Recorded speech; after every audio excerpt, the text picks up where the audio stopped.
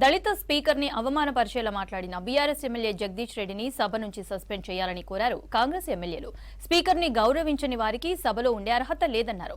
BRS పార్టీకి మొదటి నుంచి దళితులపై గౌరవం లేదని విమర్శించారు కాంగ్రెస్ ఎమ్మెల్యేలు. ఈ చైర్ అంటే సభకు గౌరవం అధ్యక్ష.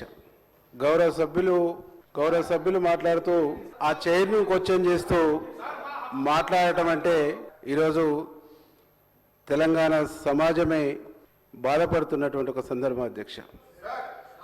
బలహీన వర్గాలకు సంబంధించినటువంటి తమరు ఆ చైర్లో కూర్చున్నటువంటి సందర్భంలో యావత్ తెలంగాణ సమాజం అంతా ఒక బలహీన వర్గాలకు ఈ ప్రజాపాలనలో ఒక పెద్ద స్థానాన్ని కల్పించారని గర్వపడ్డారు అధ్యక్ష.